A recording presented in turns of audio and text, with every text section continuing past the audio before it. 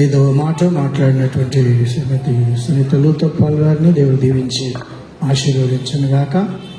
ఆరవ మాటగా దేవుని యొక్క వాక్యాన్ని చదువుటకు శ్రీమతి ఇందిరా సురేందర్ గారు ముందుకొచ్చి దేవుని యొక్క వాక్యాన్ని చదవలసింది మనవి చేస్తూ ఉన్నాం. మరి అదేవిధంగా వాక్యం కొరకు పిఎన్ భాస్కర్ గారు ప్రార్థిస్తారు. తదుపరి జి అబ్రాహం గారు దేవుని యొక్క వాక్యాన్ని అందిస్తారు. ఆ తదుపరి ప్రత్యేకమైన పాట సహోదరుడు జి జకరయ్య పాడి వినిపిస్తారు. యోహాను సువార్త 19వ అధ్యాయము 30వ వచనం. యేసు ఆ చిరకను పుచ్చుకొని సమాప్తమైనదని చెప్పి తల వంచి ఆత్మను అప్పగించెను. దేవుడి వాక్యాన్ని దీవించి ఆశీర్వదించు.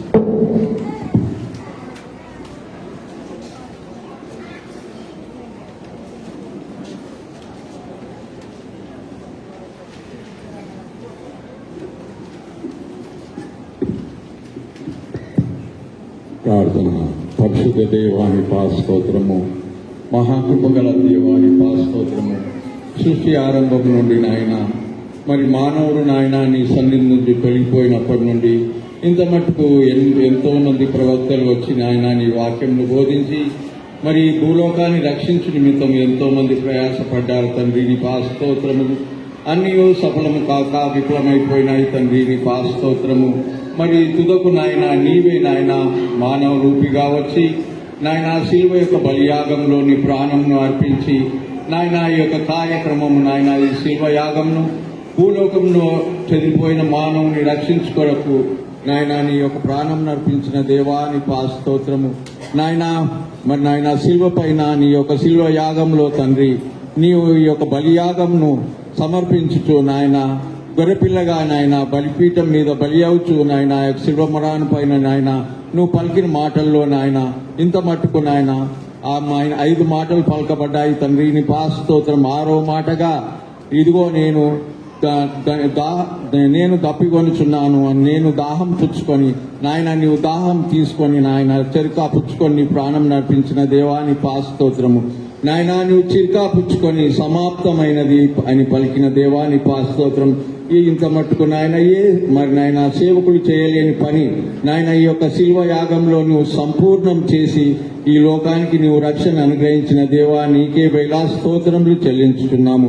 మరి నాయన మాట్లాడబోచున్న బిడ్డతో నాయన నీ వాక్యం మాట్లాడి నీకే మహిమాగం తెచ్చుకొని నాయన ఆత్మలను బలపరచులాగిన నీ కృప నుంచి నడిపి కాపాడి ఈ కార్యక్రమం ఇంత మట్టుకు సంపూర్ణంగా నడిపించిన విధానం బట్టి నీకే స్తోత్రం చెల్లించు. జరగవలసిన మాటలలో కూడా మీరుండి నాయన సంపూర్ణ ఈ యొక్క శిల్వ యాగంను తండ్రి మీరు చేసిన యాగంను తండ్రి మేము ధ్యానించుకొనిచుండగా నీ యొక్క కృపా కాతాల మాతో కూడా ఉంచి నడిపి కాపాడమని యేసు పరిశుద్ధ నామమున ప్రార్థించున్నాం తండ్రి. ఆమేన్.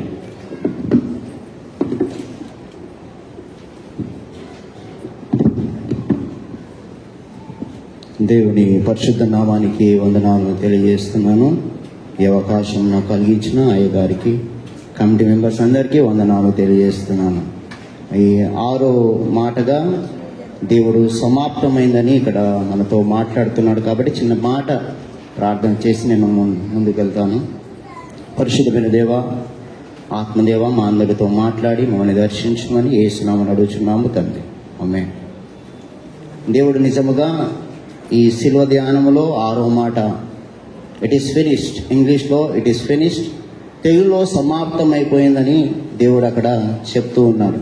అయితే ఈ మాటకు అర్థం ఏంటంటే సమాప్తమైంది అంటే దేవుడు, తండ్రి అయిన దేవుడు తనకు అప్పగించిన పనిని ముగించడం, తనకిచ్చిన బాధ్యతను ఏమంటారు ఎక్కడ కూడా తను నిర్లక్ష్యంగా కలగకుండా గెస్సమనే తోటలో ఆయన ప్రార్థన చేస్తాడు. నీ చిత్తమే దిగిన నా యుద్ధ నుండి తొలగించమని అంటాడు. కానీ ఆయన నీ చిత్తమే ప్రభు అని అక్కడ పలికి ఆయన చిత్తాన్ని నెరవేర్చి ఆయన చేతితో అంటాడు, ఆయన నోటితో అంటున్నాడు, తండ్రి నీ పని నేను ముగించేశాను, సమాప్తమైంది. కాబట్టి దేవుడు ఏమి సమాప్తం చేశాను, నేను త్వరగా ముగించేసాను, సమయం లేదు. కాబట్టి దేవుడు ఈ లోకానికి రావడానికి కారణం ఏంటంటే యోహాను భక్తుడు, బాప్తిస్మం ఇచ్చే యోహాను, ఇదిగో లోక పాపం మోసుకొని పో, దేవుని కొరకు, అంటే లోక పాపాన్ని మోయడానికి ఈ లోకానికైనా రావడం జరిగింది. మనందరి లోకంలో ఉన్న ప్రతి ఒక్క పాపంలో, ప్రతి ప్రజల యొక్క పాపం మోయడానికి ఈ లోకానికి వచ్చినాడు. అంతేకాకుండా దేవుడు ఇంకో మాట లూకాసు వార్తలో 19:10 అంటాడు, నశించిన దానిని వెతికి రక్షించడానికి దేవుడు ఈ లోకంలోనికి వచ్చి ఉన్నాడు. కాబట్టి దేవుడు ఈ పనంతని ముగించడానికి తను తాను గాయపరుచుకున్నాడు.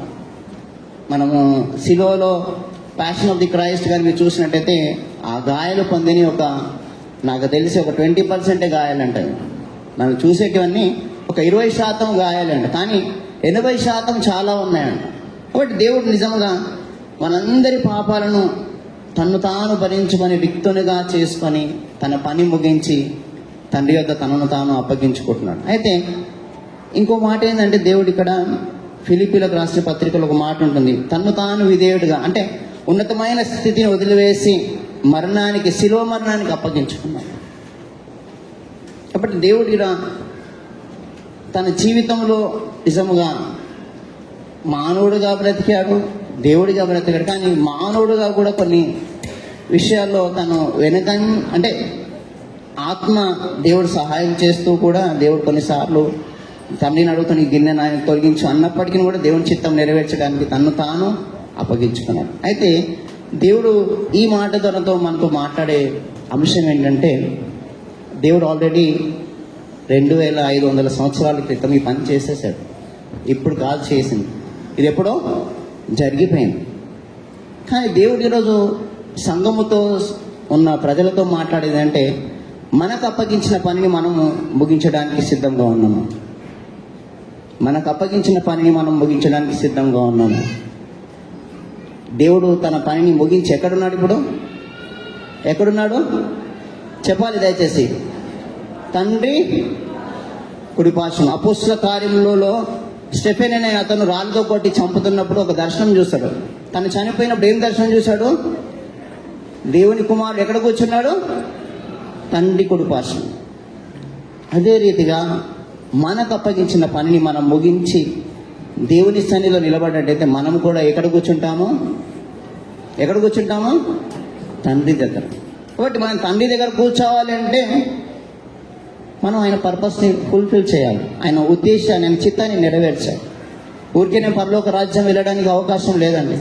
మనం అనుకోవచ్చు ఆలయానికి వచ్చేసి బైబిల్ చదివితే ప్రార్థన చేస్తే పరలోకం వెళ్తాం అనుకుంటే అది కష్టం. అది కాదు, దేవుని ఉద్దేశం వేరిక్కడ. మనం ఆయన పనిని ముగించాలి, సంపూర్ణంగా ముగించాలి. ఆయన క్రీస్తు స్వరూపంలోనికి మార్చబడాలి.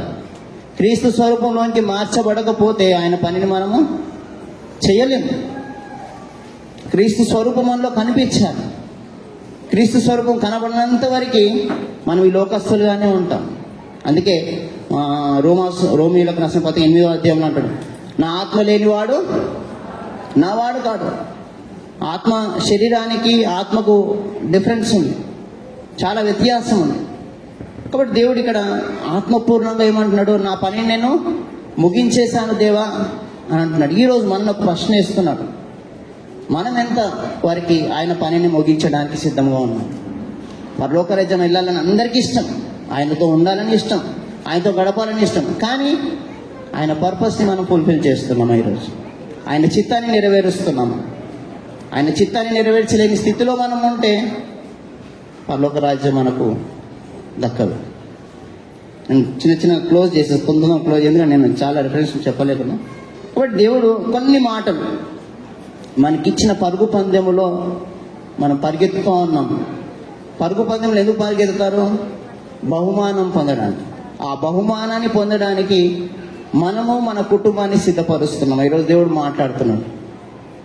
చాలా ప్రాముఖ్యమైన విషయాలు ఏంటంటే, ఈరోజు కుటుంబంలో అన్నీ చెప్తాం పిల్లలకి, అన్నీ మాట్లాడతాం, అన్ని విషయాలు మాట్లాడతాం, కానీ దేవుని విషయాలు మాట్లాడడానికి, దేవునితో సావాసం కలిగి ఉండడానికి మాట్లాడలేని స్థితిలో. అంటే మన పరుగు పందెం ఎక్కడ పోతుందంటే, ఈ లోకంలో ఉన్న వాటి ముందు లోకంని చూసి పరిగెడుతున్నాం మనం. కానీ మన బైబిల్లో అపోస్తలుడైన పౌలు ఏమంటాడు? నా పరుగు కడముట్టించింది, విశ్వాసము కాపాడుకుని ఏముంది ఆయనకు? నీతి కిరీటము ఉంచబడింది. కాబట్టి ఆ నీతి కిరీటాన్ని మనం పొందుకోవాలంటే God has given us some purpose. దేవుడు మనకు ఒక పర్పస్ ఇచ్చింది, ఒక ఉద్దేశంతో మనం ఈ లోకానికి పంపించింది. ఆ ఉద్దేశాన్ని మనం మర్చిపోయి బ్రతుకుతే ఆ రాజ్యంలోనికి చేరమండి. ఆ రాజ్యంలోనికి చేరాలి అంటే ఏ రీతిగా యేసయ్య ఈ లోకంలో తన తండ్రి తన చిత్తాన్ని ఏ రీతిగా నెరవేర్చి ఫుల్ఫిల్ చేసి ఇట్ ఈస్ ఫినిష్డ్, సమాప్తమైందని చెప్పాడో, మనము కూడా బలానమ్మకమైన మంచి దాసురాలుగా అయ్యా నాకు అప్పగించిన పని నేను చేశాను అని చెప్పే స్థితిలో ఉండాలి. ఈరోజు దేవుడు మనంతో అడుగుతున్నాడు ఏంటంటే మన కుటుంబాలను జాగ్రత్తగా కాపాడుకోవాలి. ఒక మాట చెప్పేసి ముగించేస్తాను, సమయం లేదు కాబట్టి పాస్టర్ గారికి సమయం ఇవ్వాలి. ఒక మెసేజ్ వింటున్నప్పుడు రానున్న రోజుల్లో ఇది దీనికి సంబంధించింది కానీ వేరేగా అనుకోకండి, నేను ఎందుకు మాట చెప్తున్నానంటే కుటుంబంగా సిద్ధపడడానికి చెప్తున్నాను. రెండవ రాకడికి సాతాను యొక్క గుర్తు వస్తుందని మనందరికీ తెలుసు. ఆ వచ్చినప్పుడు తల్లిదండ్రులను అటాక్ చేస్తున్నప్పుడు పిల్లలు బాధపడతారు, పిల్లలను అటాక్ చేస్తున్నప్పుడు తల్లిదండ్రులు బాధపడతారు. కానీ ఇక్కడ మన ముందుకు మన కళ్ళ ముందు మన పిల్లల్ని చంపుతుంటే మనం ఏం చేస్తాము? అయ్యా నేను యేసయ్యను నమ్మను, మా పిల్లల్ని వదిలేసాను అంటామా? అంటారు, ఆ టైంలో అంటాం. కాబట్టి ఆ భక్తుడు ఏమన్నాడంటే ఇప్పటి నుంచే కుటుంబం యావత్తు అత్త సాక్షులు మారడానికి సిద్ధపడండి, అత్త సాక్షులుగా ఉండడానికి సిద్ధపడమని అంటున్నారు. అంటే దేవుడు కూడా తన జీవితాన్ని త్యాగం చేసిండు, మన జీవితాలను కూడా దేవుని కోసం మనము త్యాగం చేయాలి. ఆ సమయం వచ్చినప్పుడు త్యాగం చేయడానికి వెనకంజ వేయకూడదు.